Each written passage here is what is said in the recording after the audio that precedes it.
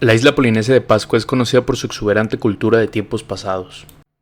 Los moai se erigen en el alto de las grandes planchas de piedra, un sorprendente espectáculo estático. A pesar de esta belleza, su mal manejo del entorno los condenó. Como explora Jared Diamond, los habitantes de Rapa Nui explotaron hasta el último centímetro de madera de la isla, y esta, debido a sus condiciones edáficas, corrientes marítimas cercanas, y colapsó. Esto nos dijo hace 20 años, pero en la actualidad sabemos de un factor importante, las ratas. Estos animales participaron en la deforestación, su consumo de las semillas no permitió que los espacios se recuperaran, y esto tiene Serias. implicaciones en la salud del suelo, por ejemplo. Además que las ratas se comían los huevos de las aves de la costa y presentando muchos otros daños para el ecosistema.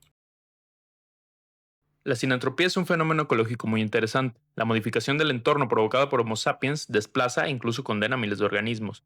Pero hay algunos que entre las grietas, los almacenes de comida, los basureros y los edificios logran prosperar.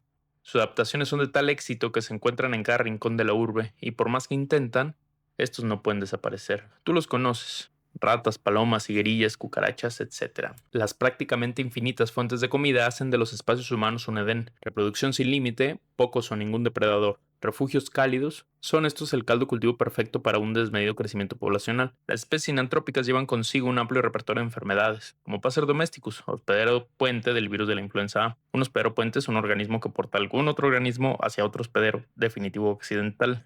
Un hospedero accidental es uno que no está adaptado para recibir este organismo. Bueno, en pocas palabras, Passer domesticus es un intermediario, por así decir, o puede fungir como medio por el que el parásito puede explorar nuevos entornos y nuevos espacios, como las aves domésticas, por ejemplo.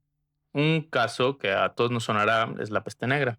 La segunda de las tres epidemias causadas por Yersinia pestis. Esta está presente en tres formas de enfermedad: neumónica, bubónica y septicémica. Pulgas mordían ratas infectadas y una vez que el hospedero moría pasaban a los humanos y en las mordidas transmitían la bacteria. O al menos este es un relato muy utilizado. Modelos matemáticos como los de Catherine Dern y su equipo indican que el principal vector patógeno durante la peste negra fueron los piojos y las pulgas humanos, no de ratas y ratones. La transmisión de enfermedades provocada por la fauna, la zoonosis, se distingue en dos, la sinantrópica y la exoantrópica. La primera es causada, como ya habrás imaginado, por la fauna sinantrópica y la segunda es resultado de la interacción con animales asinantrópicos, organismos que no proliferan en entornos humanos, básicamente, debido a expansión de áreas urbanas, agrícolas o cualquier actividad humana que fuerce las interacciones. Así como estos animales pueden provocar enfermedades, ustedes los humanos también la transmiten. A esto se le conoce como zoantroponosis. Miles de especies logran vivir en espacios humanos, ojo, estas no son consideradas domésticas. Pero hablando de especies domésticas, tanto plantas como animales han encontrado en Homo sapiens un boleto para el éxito evolutivo. Hace unos 10.000 años las condiciones ambientales cambiaron, la era de los terribles mamíferos se terminaba, se dejaban atrás, por un tiempo, las potentes glaciaciones y el clima tomaban un predecible y estático curso. El Holoceno es como nombramos este periodo. La humanidad tuvo la oportunidad de hacer de sus prácticas agrícolas su fuente de alimento principal, y de forma muy similar controlaban la reproducción, el alimento y el comportamiento de distintos animales. La interacción con el mundo cambió por completo, aunque para ser honestos este discurso es mentira. Muchas sociedades decidieron no tornar sus modos de vida a las prácticas agrícolas, unos otros pasaron de cazadores, pescadores, recolectores, agricultores, dependiendo de la temporada, etc. Bueno, ya me salí del tema. Lo relevante por el momento es la domesticación. Para tomar un ejemplo, quiero hablar un poco sobre el maíz, domesticado en algún lugar de Guatemala o al sur de México, entre los 8.700 y 6.700 antes de nuestra era, fue poco a poco convirtiéndose en un alimento principal de muchos grupos humanos en Mesoamérica y, gracias a su dispersión, un alimento complementario en toda América en un principio y por todo el mundo después de 1492. Este cultivo tiene una serie de características que lo hacen muy especial. La selección humana ha producido distintas variedades adaptadas a diferentes entornos, climas, condiciones edáficas, etc. No obstante, esta eficiencia en producción tiene importantes consecuencias en el planeta. La agricultura extensiva es responsable del 80% de la deforestación. Esta actividad, fundamental para alimentar a los humanos y su ganado, requiere ingentes cantidades de agroquímicos como los plaguicidas, de los cuales el 63% son tóxicos para el medio ambiente. El crecimiento poblacional y el cambio climático son dos cuestiones que obligan a la humanidad a actuar para una seguridad alimentaria en el futuro cercano. La tecnificación del campo incluye distintas acciones como la modificación genética de organismos, la agricultura de precisión, la adopción de técnicas como el cultivo horizontal, la hidroponía, la automatización de procesos como la irrigación o el uso de inteligencia artificial como para hacer dibujitos y así. Algunas de estas técnicas que llamamos tecnificar el campo, de hecho, son tomadas de prácticas de grupos originarios en algunas regiones. Y acerca de la modificación genética de los organismos, Acarrea distintas problemáticas sociales, pero a final de cuentas podemos generar algunos cultivos resistentes a las pestes, como se le llama, ¿no? Por ejemplo, el algodón modificado, donde se ha reducido el uso de pesticidas hasta en un 50%. Las plantas no son los únicos seres que se domestican. Como hemos visto en algunos videos de este canal, a los humanos les gusta domesticar mamíferos, a tal punto que a los perros se les llama los mejores amigos del hombre. Sin embargo, también se domesticaron diferentes aves, por ejemplo. Estos animales han sido reproducidos a tal punto que han superado en biomasa a la fauna salvaje. Si bien esto es una seña de organización, logística, genética y ciencia, los resultados para los otros seres vivos no son de lo más agradables.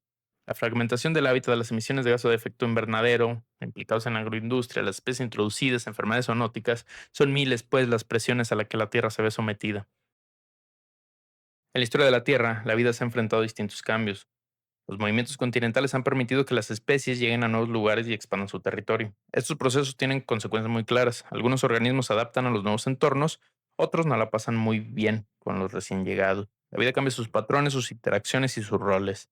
Es en la conocida como la era de la exploración cuando este fenómeno se ve intensificado por los humanos.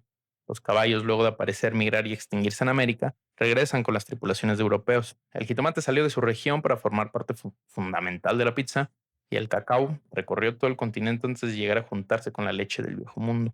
Estos procesos de intercambio biótico, aunque muy beneficiosos para el sustento humano, pueden tener consecuencias muy graves.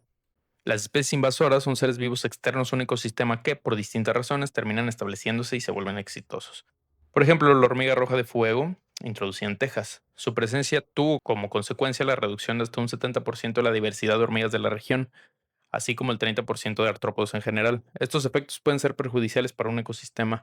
La rápida reducción en las poblaciones de artrópodos puede influir negativamente en los procesos reproductivos de las plantas o en las fuentes de alimento de otros animales. En el caso de las hormigas locales, poblaciones se vieron muy afectadas debido a un fenómeno conocido como exclusión competitiva. Dos especies que requieren de un mismo recurso no pueden coexistir para siempre. Ante esto, pueden desarrollar diferentes formas de evitarse, desde cazar a diferentes horas hasta hacerse amigas o pues que se extinga una de las dos. Este fenómeno no es el único que acontece en la llegada de los nuevos seres vivos. A veces la fuerza más grande del universo, el amor, toma las riendas de la cadena trófica.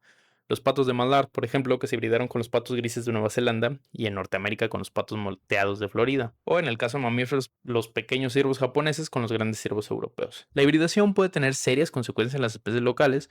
Muchas de las crías resultan infértiles, reduciendo la posibilidad de reproducciones exitosas en una población, o incluso podemos ver una total absorción de la especie local. Para ejemplificar el efecto de las especies invasoras, les quiero hablar un poco sobre la Australia prehistórica. Hace unos 50.000 años, las secas tierras recibían un nuevo integrante de la fauna. Los varanos inmensos ahora competían por los huevos del gran ave Geniornis. Los canguros chatos saltoneaban intranquilos en el outback y los leones marsupiales se las veían difíciles intentando devorar a los extranjeros. La llegada del humano representó un fuerte golpe a las equilibradas dinámicas ecosistémicas de la región. La caza, la exclusión competitiva, posible traspaso de enfermedades y la profunda modificación del hábitat redujo la diversidad de vida salvaje en 40.000 años. En el caso específico de Australia, no parece existir evidencia sólida que apunta a que los cambios climáticos son responsables de la extinción de la megafauna. En cambio, parece relacionarse con la llegada de Homo sapiens. ¿Y por qué inicié hablando de estas relaciones bióticas y en específico de sus efectos perjudiciales a los ecosistemas? Las diferentes relaciones bióticas derivadas de los modos de vida humanos tienen efectos muy interesantes. Mientras la diversidad biológica se ve en acelerada y aguda reducción, los organismos más cercanos al humano crecen a la par. Plantas y animales acompañan al Homo sapiens en su voraz aumento de distribución, ya sea en ciudades, campos o incluso minas y otros desarrollos industriales. Una vida adaptada a la muerte. Estos fenómenos ecológicos abordados son ejemplo del potencial adaptativo y resiliencia de muchas especies. Este éxito viene acompañado de la competencia, la depredación y la profunda modificación de las cadenas tróficas. Las especies invasoras, sinantrópicas y domésticas son una extensión más de la humanidad, una de las contradicciones presentes en toda especie, si me lo preguntan. No obstante, pensar en una tierra de constante equilibrio es caer en el mundo de la fantasía. La vida, invariablemente, enfrenta en todo momento cambios a diferentes escalas, y es la herencia genética de comportamiento o incluso la suerte lo que permite moldear a los seres vivos ante las cambiantes condiciones de su realidad. La humanidad, por su parte, configura una serie de abruptos obstáculos que impiden poner en marcha las diferentes estrategias biológicas para la supervivencia. Por eso, a pesar de la abundancia de algunas especies, podemos plantear la pregunta: ¿somos los humanos incompatibles por la vida? La megafauna en distintas zonas del mundo no recibió gustos a los homininos. Uno de los ejemplos ya abordados es la Australia prehistórica.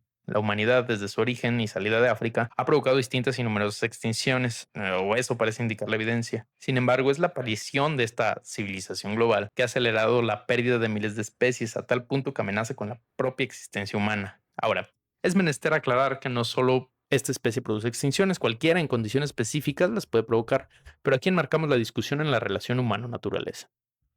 Si bien no existe consenso, algunos investigadores apuntan a que hemos entrado a una sexta extinción en masa. Los datos obtenidos de algunos grupos, como vertebrados y artrópodos, apuntan a una peligrosa tasa de extinción, en crecimiento desde antes de la revolución industrial. Saciar determinadas necesidades humanas requiere, pues, desplazar, destruir y explotar. Pero no toda la mortandad es necesaria. Algunas prácticas son producto del mero capricho y las reglas económicas dictan qué y cómo hacer las cosas, independientes del resultado, claro. Necrofilia. Las algas gigantes nutrieron a distintas poblaciones humanas desde que éstas alcanzaron territorios tan al norte. Neandertales y nativos americanos, con unos cuantos miles de años y de kilómetros de diferencia, consumieron esa grasa carne y utilizaron esas bellas plumas. No obstante, a pesar de la caza sostenida durante tanto tiempo, esta especie no desaparecía. Es hasta que la población europea del siglo XV comenzó a interesarse por sus plumas y tener los ejemplares en sus colecciones que la rápida baja comenzó. En 1844, los dos últimos especímenes fueron asesinados con la más brutal desvergüenza. Eric Fromm toma el término necrófilo del español unamuno. Esto no se ve reducido a la conducta sexual, su más franca expresión, sino que, en un amplio panorama, refiere a todo amante del control, del orden, del sadismo y toda inmundicia. Temeroso patológico de la incertidumbre, las tendencias necrófilas dirigen al control. Pensadores como Kohei Saito consideran cercano el colapso civilizatorio resultado de las prácticas del capitalismo.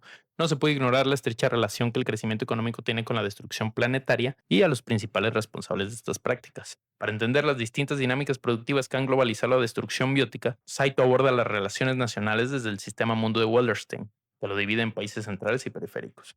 La colonización por parte de Europa Occidental les permitió no solo una gran riqueza material, sino que los eventos de expansión imperial vinieron acompañados de la dispersión de las bases ideológicas que modificaron profundamente las relaciones de los humanos y su entorno. Así pues, es como se dio paso a la modernidad.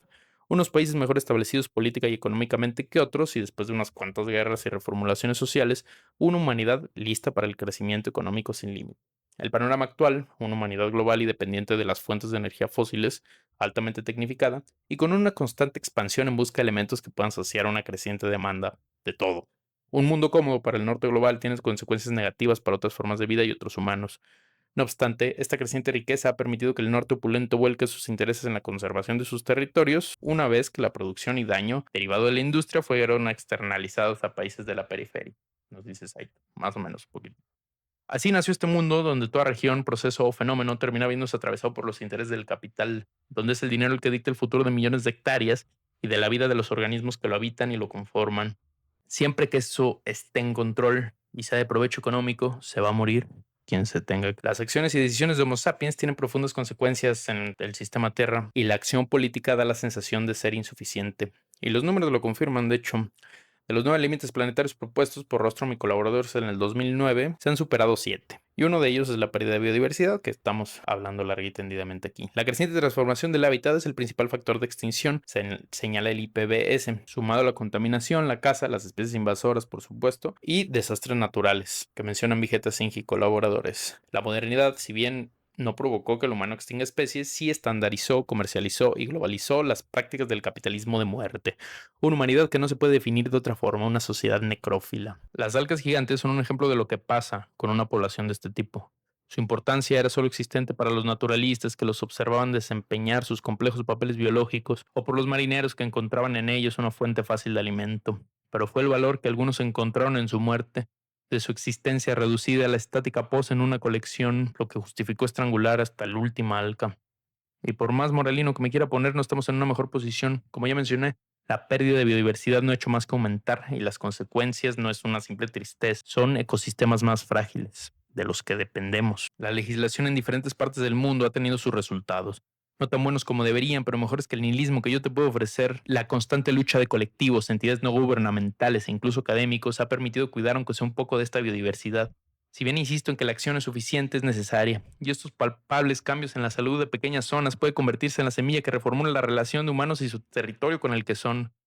Como diría la famosa frase de David Attenborough, no se cuida lo que no se conoce, pero yo prefiero a Martínez Den cuando le explica a Ruth que la única manera de ver la belleza en un pasto es comprendiendo los complejos procesos fisiológicos que la hacen posible. Por eso te invito a salir y conocer leer.